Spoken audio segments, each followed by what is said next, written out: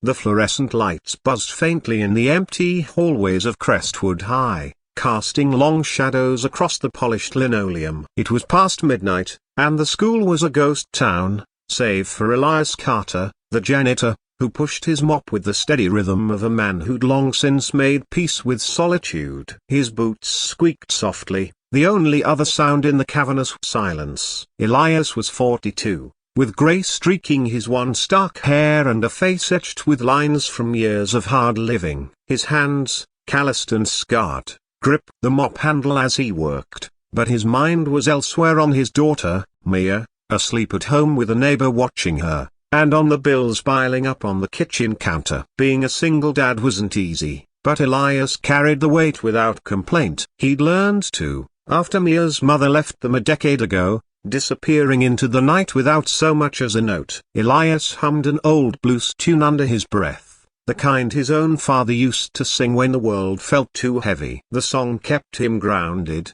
kept the loneliness at bay. He was cleaning the second-floor corridor near the music room when he heard a faint, uneven tapping, like fingers brushing against a window pane. He paused, mop still, and listened. The sound came again, softer this time, from inside the music room. Crestwood wasn't the kind of place where kids snuck in at night. It was a small town, and the school was more likely to be haunted by budget cuts than vandals. Still, Elias set the mop against the wall and pushed the door open, his heart thudding with a mix of curiosity and caution. The room was dark, save for the moonlight spilling through the tall windows, illuminating rows of chairs and a grand piano in the corner. At first, he thought it was empty, but then he saw here a girl, no older than 16, sitting cross-legged on the floor near the piano. Her dark hair fell over her face, and her hands were folded tightly in her lap, as if she were trying to make herself smaller. Elias recognized her immediately, Leela Grayson, the mute girl from the junior class. Everyone in town knew about Leela. She hadn't spoken a word since she was a child, not since some tragedy no one dared gossip about too loudly. Her mother, Victoria Grayson, was a name that carried weight. A CEO of Grayson Enterprises, a woman with a reputation as cold and unyielding as a winter storm. Elias had seen her at parent-teacher conferences, always in tailored suits, her eyes sharp enough to cut glass. She never lingered, never smiled. "Leela," Elias said softly, stepping into the room. The girl's head jerked up, her eyes wide and startled, like a deer caught in headlights. She scrambled to her feet, clutching a small notebook to her chest. "Hey, it's okay. It's just me, Elias, the janitor." He raised his hands, palms out, to show he meant no harm. Leela's shoulders relaxed a fraction, but her gaze darted toward the door, as if calculating her escape. "You're not in trouble," he added. "Just a broken bar. It's late. You shouldn't be here." Leela didn't respond. Of course, she never did. But her eyes, dark and searching, held his for a moment, and Elias felt a pang of something he couldn't name. Maybe it was the way she looked so small in the vastness of the room, or maybe it was the memory of Mia at that age, all quiet defiance and unspoken fears. He took a step closer, careful not to crowd her. "You like this place, huh? The music room?" He nodded toward the piano. "I get it. It's peaceful. My daughter, Mia, she'd spend all day in a place like this if she could. Loves music, that one." Leela's grip on the notebook tightened, but her expression softened, just a little. Elias noticed the way her fingers twitched, like she wanted to say something but couldn't find the way. He'd heard the rumors. Some said Leela's silence was psychological, others whispered about a physical injury. Either way, Elias wasn't one to pry. He'd learned long ago that everyone carried their own scars, visible or not. "Tell you what," he said, leaning against the doorframe, keeping his tone light. "I've got to finish cleaning this hall, but I can stick around a bit." "You want to stay? That's fine. Just a broken bar. Don't break anything, okay?" He gave her a small smile, the kind he used when Mia was upset and needed space. Leela didn't nod, didn't move, but she didn't run either. That was something. Elias went back to his mop, but he kept the music room door in his peripheral vision. He worked slowly, giving Leela time to decide what she wanted to do. He was halfway down the hall when he heard a single, tentative note from the piano. Then another. The sound was halting, like someone testing the waters, but it was unmistakable. Elias froze, his grip tightening on the mop. He didn't turn around, didn't want to spook her, but his heart lifted at the sound. It wasn't a song, not yet, just a series of notes, soft and uncertain, but it was more than he'd expected. He kept mopping, pretending not to notice, but the notes grew steadier, forming a melody he didn't recognize. It was simple, almost childlike, but there was a weight to it, a story in the spaces between the keys. Elias found himself humming again, matching her rhythm without thinking. The music stopped abruptly, and he cursed himself for being too loud. He glanced back, expecting to see Leela gone, but she was still there, her hands hovering over the keys, her eyes fixed on him. "You're good," he said, keeping his voice low. "Better than me, that's for sure. I tried learning guitar once, but my fingers are too clumsy." He chuckled, hoping to ease the tension. Leela's lips twitched, not quite a smile, but close. She tapped a key lightly, a single note, and then pointed at him, then at the piano. "What, you want me to play?" Elias laughed, shaking his head. "Oh, no, kid. I'd break that thing." "Beauty broken bar." He hesitated, then set the mop aside and walked back to the room. "I can sit with you, if you want. Keep you company." Leela didn't move as he sat on a chair a few feet away, giving her space. She stared at the piano for a long moment, then wrote something in her notebook. She held it up, her handwriting small but clear. "Why are you nice to me?" Elias read the words and felt a lump in his throat. He thought of Mia, of the times she'd asked him why he stayed up late working, why he didn't give up when things got hard. "Because you're a kid," he said simply. "And kids deserve someone being nice to them. That's all." Leela's eyes searched his face, as if looking for a lie. Finding none, she set the notebook down and played another note, then another. Elias leaned back, listening as the melody took shape again. It was raw, unpolished, but it carried something real, something that made his chest ache. He didn't know how long they sat there, him listening, her playing her, but it felt like a moment outside of time, like the world had paused just for them. Then, a shadow moved in the doorway. Elias didn't notice at first, too caught up in the music, but Leela did. Her hands froze on the keys, and her head snapped up, her eyes wide with something close to fear. Elias followed her gaze and saw here Victoria Grayson, standing in the doorway, her face pale in the moonlight. Her eyes were wet, shimmering with tears she didn't bother to hide. Elias stood, his heart pounding, unsure if he was in trouble or if something else was happening. "Mrs. Grayson," he started, but she held up a hand, silencing him. Her gaze was fixed on Leela, and for the first time, Elias saw something other than coldness in her face, a grief, longing, a mother's love buried under layers of ice. Leela stared back, her hands still on the keys, her body rigid. "I heard her playing," Victoria said, her voice barely above a whisper. "Yeah, broken bar. I didn't know she still could." Elias didn't know what to say. He glanced at Leela, who was trembling now, her notebook forgotten on the floor. He wanted to protect her, to stand between her and whatever pain was in that room, but he didn't know how. "She's got a gift," he said finally, his voice steady. "She just needed a little space to let it out." Victoria's eyes flicked to him, sharp and assessing, but she didn't speak. Instead, she took a step into the room, then another, until she was standing beside the piano. Leela flinched but didn't move away. Victoria reached out, her hand hovering over her daughter's shoulder, but she didn't touch her. "Leela," she whispered, and the word broke, heavy with years of unspoken things. Elias felt like an intruder, like he'd stumbled into something too raw, too private. He stepped back, ready to leave, but Leela's hand shot out, grabbing his sleeve. Her touch was light, but it anchored him. She looked at him, then at her mother, and for the first time, Elias saw something shift in her eyes, something like courage, or maybe just the tiniest spark of hope.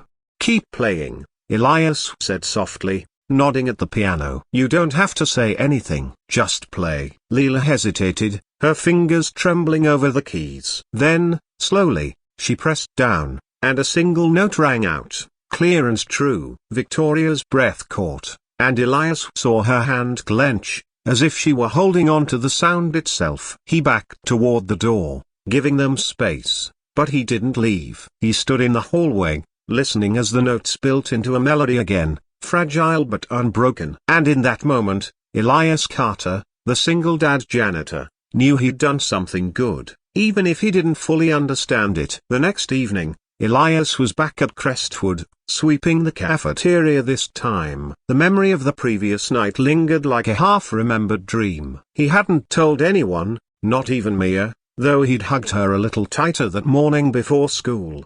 He kept replaying Leela's music, the way Victoria's face had softened, the way Leela had grabbed his sleeve. He wondered if he'd see her again, or if that moment in the music room was a one-time thing, a fleeting connection in a life full of long, lonely nights. The cafeteria was quiet, the tables wiped clean, the air smelling faintly of bleach and leftover pizza. Elias was lost in thought when he heard footsteps, a sharp, deliberate, the click of heels on tile. He turned, and there was Victoria Grayson, standing in the doorway. She was as imposing as ever, her dark coat pristine, her posture rigid, but her eyes were different, a softer, almost uncertain. "Mr. Carter," she said, her voice clipped but not unkind. "I need to speak with you." Elias set the broom aside, wiping his hands on his jeans. "Mom," he said, nodding. "Is Leela okay?" Victoria's lips pressed into a thin line, and for a moment, he thought she might not answer. Then she said, "She's at home. She broken bar she played again this morning for me." Her voice wavered, just slightly, and Elias caught the weight behind it. "She hasn't played since she was 8. Not since a broken bar." She didn't finish,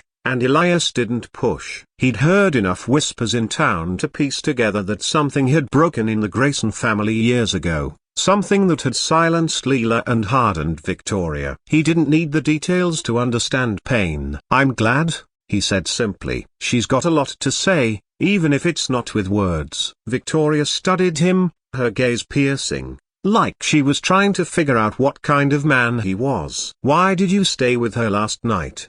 she asked. "You could have sent her home. Reported her for trespassing." Elias shrugged, a little uncomfortable under her scrutiny. Didn't seem like she needed that. She just needed someone to listen. Victoria's expression didn't change, but her eyes glistened, and she looked away, toward the empty tables. "I haven't listened to her in a long time," she admitted, her voice so low Elias almost missed it. "I didn't know how." He didn't know what to say to that. He wasn't a therapist. Wasn't even particularly wise. He was just a guy trying to keep his head above water, raising a daughter on a janitor's salary. But he thought of Mia, of the nights she'd cried herself to sleep after her mother left, and how he'd learned to sit with her in the dark, saying nothing, just being there. "Start small," he said finally. "Just a broken Barbie there. She'll let you in when she's ready." Victoria nodded, a small, almost imperceptible movement. She reached into her coat and pulled out an envelope, holding it out to him. "This is for you," she said. "A bonus, for your discretion, and your kindness." Elias stared at the envelope, his stomach twisting. He didn't want her money, didn't want to feel like last night was something transactional. But he thought of Mia, of the medical bills from her asthma treatments, the shoes she needed for school. He took the envelope, his fingers brushing against the crisp paper. "Thank you," he said, his voice gruff. Victoria turned to leave, then paused. "Leela asked about you this morning," she said, not looking at him. "She wrote your name in her notebook. She broken bar. She wants you to hear her play again." Elias's throat tightened. He nodded, not trusting himself to speak. Victoria walked away, her heels echoing in the empty cafeteria, and Elias stood there, holding the envelope, feeling the weight of something bigger than himself. He didn't know if Leela would ever speak, or if Victoria would ever fully mend what was broken between them. But he knew he'd be back in the music room, listening, if Leela needed him to be. And maybe, just maybe, that was enough. The fluorescent lights of Crestwood High buzzed softly as Elias Carter pushed his broom down the cafeteria, the bristles scraping against the linoleum in a rhythm that matched his steady heartbeat. It was another late night, the kind where the world felt too big and too quiet all at once. Elias was used to it, used to the solitude, the ache in his back, the faint hum of his own thoughts keeping him company. At 42, he'd learned to carry his burdens without complaint, the bills piling up, the worry for his daughter Mia, the weight of being a single dad in a town that noticed everything but said little. Last night in the music room had been different, though. He couldn't shake the image of Leela Grayson at the piano, her fingers coaxing out a melody that felt like a secret she'd kept locked away for years. Nor could he forget her mother, Victoria Grayson, standing in the doorway, her icy facade cracked by tears she didn't try to hide. Elias swept a stray crumb under a table, his mind replaying the moment Leela had grabbed his sleeve, her eyes pleading for him to stay. He'd gone home after that, hugged Mia a little tighter, and stared at the envelope Victoria had given him. He hadn't opened it yet. It sat on his kitchen counter, heavy with possibility and guilt. Taking money for being kind felt wrong, but the thought of Mia's asthma medication, the rent due next week, made him hesitate. He shook his head, focusing on the broom. One thing at a time. The cafeteria doors swung open with a sharp creak, and Elias looked up, startled. Victoria Grayson stood there, her tailored coat as immaculate as ever, but her face was different, less guarded, though still unreadable. Her heels clicked as she crossed the room, stopping a few feet from him. Elias set the broom against a table, wiping his hands on his jeans, his heart thudding with unease. He wasn't used to people like Victoria seeking him out twice in 2 days. "Mr. Carter," she said, her voice crisp but softer than the night before. "I need to speak with you." Elias nodded, his throat dry. "Is Leela okay?" Victoria's lips pressed into a thin line, and for a moment, he thought she might not answer. Then she said, "She's at home. She played again this morning." "For me." Her voice caught, just slightly, and Elias saw the flicker of something raw in her eyes, a grief, maybe, or hope. "She hasn't played since she was 8. Not since a broken bar." She trailed off, her gaze drifting to the empty tables, as if the words were too heavy to carry. Elias didn't push. He'd heard the whispers in Tona, something about a car accident, a trauma that had silenced Leela and turned Victoria into the untouchable figure she was now. He didn't need the details to understand pain. He thought of Mia, of the nights she'd cried for her mother who'd left without a word, and how he'd learned to sit with her in the dark, saying nothing, just being there. "I'm glad," he said, his voice steady. "She's got a gift. It's good she's letting it out." Victoria's eyes snapped back to him, sharp and assessing, like she was trying to see through him. "Why did you stay with her last night?" she asked. "You could have sent her home. Reported her for being here after hours." Elias shrugged, uncomfortable under her scrutiny.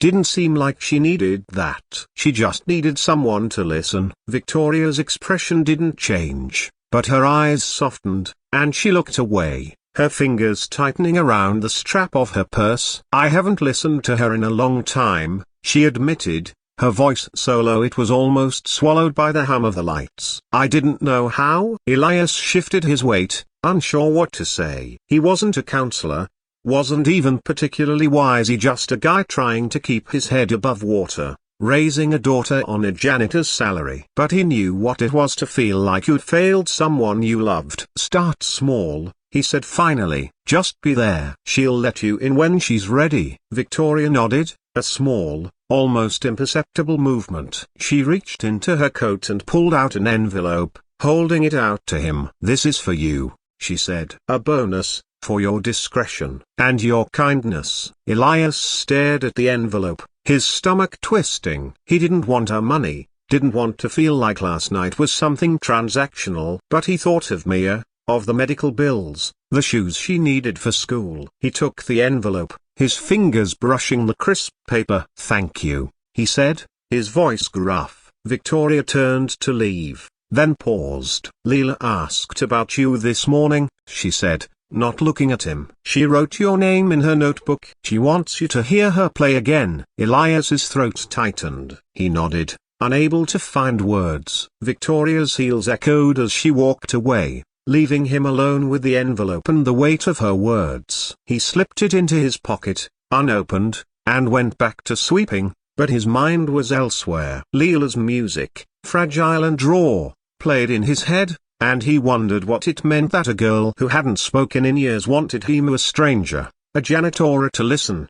The next night, Elias found himself lingering near the music room, his cleaning cart parked outside. He hadn't planned it, not consciously, but his rounds had brought him here, and he couldn't deny the pull. The door was ajar, and the faint glow of moonlight spilled into the hall. He hesitated, then pushed it open. Leela was there, sitting at the piano, her notebook open on the bench beside her. She didn't look surprised to see him, just tilted her head, her dark eyes catching the light. "Hey," Elias said, keeping his voice low. "Mind if I sit?" Leela shook her head, a small gesture, and pointed to a chair near the piano. Elias sat, leaning forward, his hands clasped between his knees. She didn't play right away, just sat there, her fingers resting lightly on the keys. He didn't push, didn't fill the silence with chatter. He'd learned with Mia that sometimes quiet was the best thing you could offer. After a moment,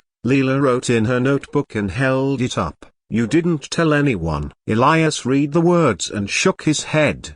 "Wasn't my place to tell." "This is your space, Leela. I'm just here to clean it." Her lips twitched, almost a smile, and she turned back to the piano. Her fingers moved, tentative at first, then stronger, weaving a melody that was both familiar and new. It was the same tune from the other night, but fuller now, like she was finding her way into it. Elias listened, letting the notes wash over him. They weren't perfect, there were hesitations, missed keys, but they were honest, and that was enough. He thought of Mia, who loved music but was too shy to play for anyone but him. He wondered if Leela had been like that once, before whatever had happened stole her voice. He glanced at her notebook, lying open on the bench, and saw a sketch in the margins of a small, delicate bird, its wings half drawn, like it wasn't sure whether to fly. It made him think of Leela, caught between silence and something else, something trying to break free. The music stopped,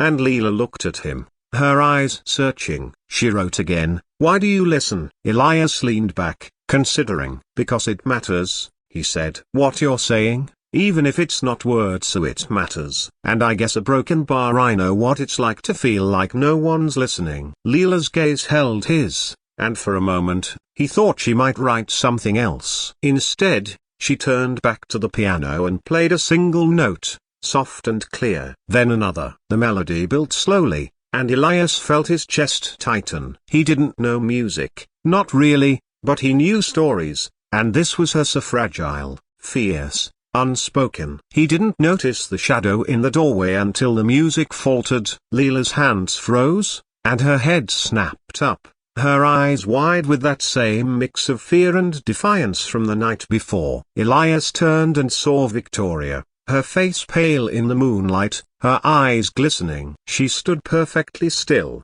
one hand gripping the doorframe, as if anchoring herself against the weight of what she was hearing. "Mrs. Grayson," Elias said, standing, his voice low. He wasn't sure if he was intruding again, if he should leave. But Leela's hand shot out, grabbing his sleeve, just like before. Her touch was light but firm, and her eyes darted between him and her mother. Victoria stepped into the room, her movements slow, deliberate. "I didn't mean to interrupt," she said, her voice barely above a whisper. "Yeah, broken bar." I heard her from the parking lot. She looked at Leela, and Elias saw the rawness in her face, the way her carefully constructed walls were crumbling. "I didn't know you still played." Leela's fingers tightened on Elias's sleeve, and he could feel her trembling. He wanted to say something, to bridge the gap between them, but he didn't know how. Instead, he nodded at the piano. "Keep going, Leela," he said softly. "You're doing good." Leela hesitated,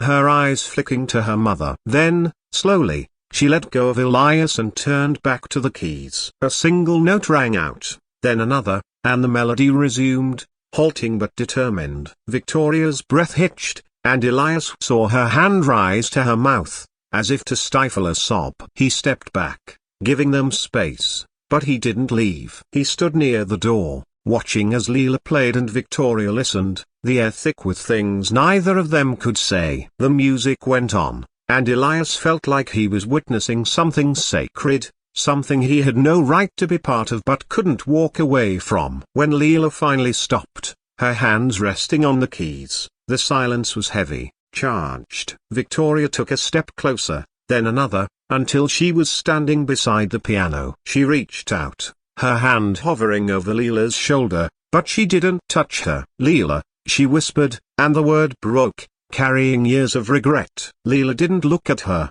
but she didn't pull away either. She wrote in her notebook, her hand shaking, and held it up. "Why are you here?" Victoria's face crumpled, just for a moment, before she steadied herself. "Because I want to hear you," she said. "I want to broken bar dry." Leela's eyes flicked to Elias, and he gave her a small nod, encouraging. She wrote again, slower this time, "You never listened before." Victoria flinched, but she didn't look away. "I know," she said, her voice raw. "I know I didn't. But I'm here now, if you'll let me." The room was silent, save for the faint hum of the lights. Leela stared at her notebook, her fingers tracing the bird she'd drawn. Then, slowly, she closed it and placed her hands back on the keys. She didn't play, not yet, but the gesture felt like a beginning. Elias slipped out into the hall, his heart heavy but hopeful. He didn't know what would happen between them, but he knew Leela had taken a step,